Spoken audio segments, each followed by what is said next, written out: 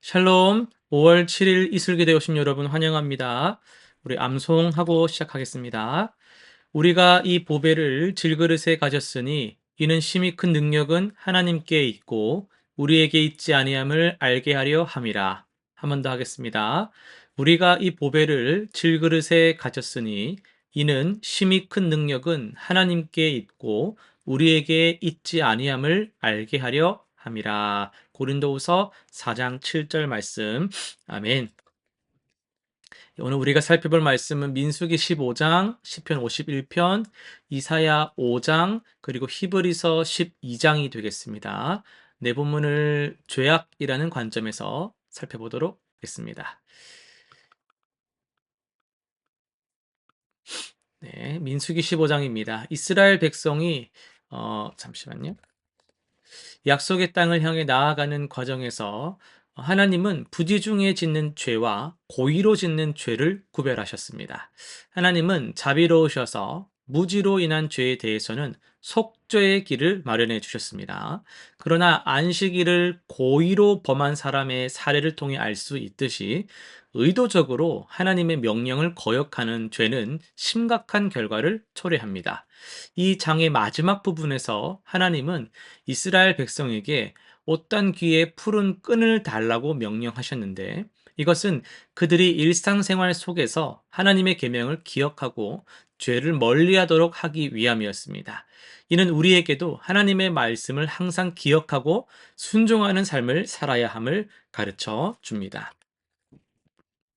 시편 51편 유명한 또 본문인데요. 다윗은 밧세바와의 간음과 우리아를 죽게 한 후에 나단 선지자의 책망을 받고 이 회개의 시를 지었습니다. 그는 자신의 죄를 직시하며 하나님의 자비와 긍휼을 구했죠. 다윗은 단순히 행동의 잘못만이 아니라 자신의 내면 깊숙이 있는 죄성을 인식했습니다. 내가 죄악 중에 출생하였으며 모친이 죄 중에 나를 잉태하였나이다라는 고백은 인간의 전적 타락을 인정하는 것입니다. 그러나 다윗은 하나님께서 정결한 마음과 정직한 영을 창조해 주실 것을 간구했으며 진정한 회개는 상한 심령과 통회하는 마음임을 깨달았습니다. 이 시편은 우리에게 진실한 회개와 하나님의 은혜로만 가능한 심령의 변화를 보여줍니다. 이어서 이사야 5장입니다. 이사야는 유다를 하나님이 정성껏 가꾸신 포도원에 비유하여 하나님이 기대하신 의와 공의의 열매 대신 포악과 부르짖음의 열매를 맺은 것을 지적합니다. 이어서 선지자는 6가지 화를 선포하며 당시 사회의 죄악을 구체적으로 폭로합니다. 탐욕, 방탕, 교만, 도덕적 혼란, 자만, 부정의 등입니다. 이 죄악들은 오늘날 우리 사회에서도 여전히 만연해 있는 문제들이죠. 하나님은 이러한 죄악에 대해 침묵하지 않으시며 공의로운 심판을 행하실 것을 선언하십니다. 그러나 이러한 심판의 메시지 속에서도 하나님의 목적은 궁극적으로 그분의 백성을 회복시키는 것임을 우리가 기억을 해야 하겠습니다. 이어서 히브리서 12장을 중심으로 무거운 짐을 내려놓고 나아가는 믿음의 여정이라는 제목으로 말씀을 전하도록 하겠습니다. 여러분 마라톤 선수들을 보신 적이 있으시죠? TV를 통해서도 보셨을 거고 직접 해보신 분들도 있으실 텐데 이들은 경주를 위해 자신을 준비할 때 무엇을 합니까? 무거운 배낭을 메고 뜁니까? 아닙니다. 그들은 가능한 한 가볍게 자신을 준비합니다. 불필요한 것들을 모두 벗어버립니다. 가장 가벼운 옷, 가장 가벼운 좋은 신발을 선택하죠. 심지어 물 한 모금조차도 필요할 때만 딱 마십니다. 히브리서 12장의 저자는 신앙생활을 이러한 경주에 비유하고 있습니다. 우리도 이와 같이 많은 증인들이 구름같이 우리를 둘러싸고 있으니 모든 무거운 것과 얽매이기 쉬운 죄를 벗어버리고 인내로써 우리 앞에 당한 경주를 하며 믿음의 주요 또 온전하게 하신 이인 예수를 바라보자 라고 말씀합니다. 이 구절에서 저자는 2가지 종류의 장애물을 언급하는데요.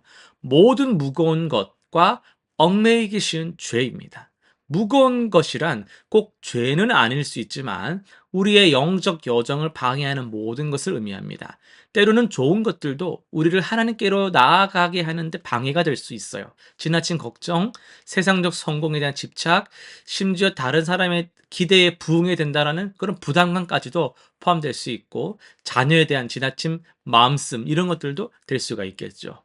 얽매이기 쉬운 죄는 더 분명합니다. 이는 우리를 쉽게 붙잡고 놓아주지 않는 죄악의 패턴을 의미하는데요. 각 사람마다 특별히 취약한 영역이 있습니다. 어떤 이에게는 자꾸 교만한 그런 마음가짐일 수 있고요. 누군가에게는 쉽게 분노하는 것, 누군가는 지나친 탐욕을 가지는 것, 누군가는 습관적으로 시기하는 것, 누군가는 그런 안목의 정욕, 그런 이생의 자랑에 빠지는 것일 수가 있겠습니다. 이러한 죄악들은 마치 발목에 잠긴 그런 사슬, 밧줄처럼 우리의 영적 진전을 방해합니다. 그렇다면 어떻게 이러한 무거운 짐과 죄를 벗어버릴 수 있을까요? 저자는 그 해답을 제시하는데요. 예수를 바라보자. 예수님은 우리 믿음의 창조자이시며 완성자이십니다.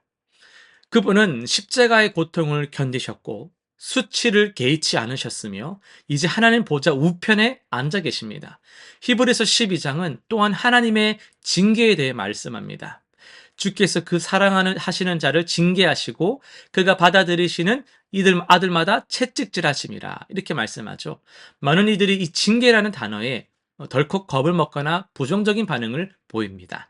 그러나 성경에서 징계는 단순한 그런 처벌만이 아니라 훈련과 교정의 과정을 포함합니다. 마치 부모가 자녀의 성장을 위해 인도하고 가르치는 것처럼 하나님도 우리를 영적 성숙을 위해 징계하신다라는 거죠. 그럼 이 징계의 목적을 알아야겠죠. 징계의 목적은 그의 거룩하심에 참여하게 하려 하심이라라는 겁니다. 하나님은 우리가 그분의 거룩한 성품을 닮아가기를 원하십니다. 징계는 고통스러울 수 있지만 그 결과는 어떻습니까? 의의 평화로운 열매입니다. 마지막으로 히브리서 저자는 쓴 뿌리에 대해 경고합니다. 너희는 하나님의 은혜에 이르지 못하는 자가 없도록 하고 또 쓴 뿌리가 나서 괴롭게 하여 많은 사람이 이로 말미암아 더럽힘을 받지 않게 하며 라고 말씀합니다. 쓴 뿌리는 우리 마음속에 자리 잡은 분노나 원한, 용서하지 못함과 같은 그런 아픈 감정들입니다.